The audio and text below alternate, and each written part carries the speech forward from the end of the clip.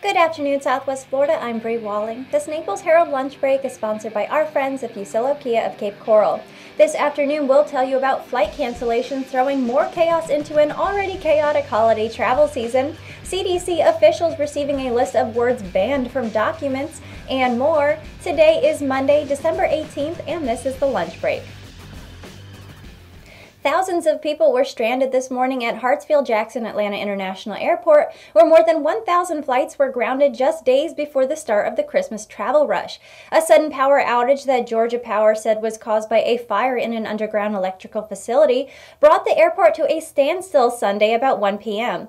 Delta Airlines, with its biggest hub in Atlanta, will be hardest hit. By Sunday evening, Delta had already canceled nearly 900 flights and another 300 today, nearly all of them in Atlanta. Delta's operations in Atlanta will likely not return to normal before Tuesday. And for passengers, it could be more than a week because there aren't many seats open on other flights in the last week before Christmas. One bit of good news, though, is Delta has more spare planes and available crews in Atlanta than anywhere else, which should help it to recover. Other airlines also canceled flights for the rest of Sunday. American Airlines canceled 24 departures and an equal number of arrivals. Southwest Airlines, United Airlines, and JetBlue Airways were also among carriers reporting delays or cancellations.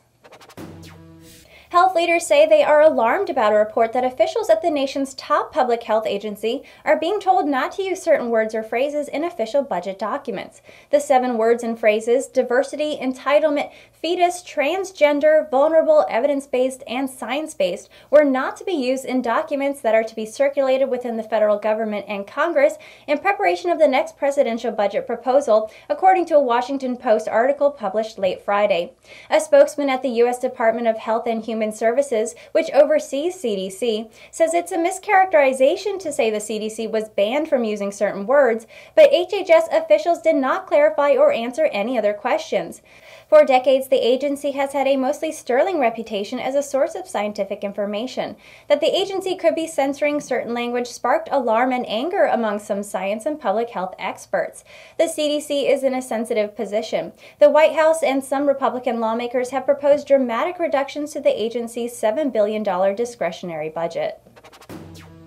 Star Wars: The Last Jedi will happily settle for second. The second installment in the third Star Wars trilogy rocketed to a debut of $220 million at the North American box office, giving it the second-best opening ever behind its predecessor, The Force Awakens. The Last Jedi is off to a similar start overseas, too, with $230 million in international ticket sales, bringing its 3-day global haul to $450 million. The opening also gave the Walt Disney Company the opportunity to flex its muscles on the heels of the deal announced Thursday for it to purchase 21st Century Fox. As part of the deal, Disney will take control of 20th Century Fox, one of Hollywood's 6 major studios. Rian Johnson aimed to distinguish The Last Jedi by introducing some new tones to George Lucas's space opera. The Last Jedi is more irreverent than previous chapters and has drawn praise for its diverse cast.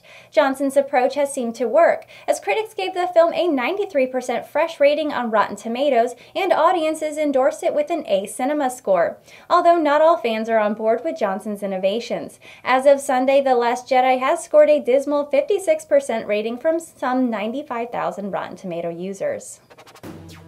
And that was a lunch break for today. I'm Bree Walling. For your twice daily news fix, head over to the Naples Herald YouTube channel and subscribe. Leave us a comment to let us know your thoughts on the news or what you'd like to hear about. The lunch break airs Monday through Friday at 12 p.m. And don't forget to check out our morning report that also airs Monday through Friday at 9 a.m. Thank you for watching. We'll see you tomorrow.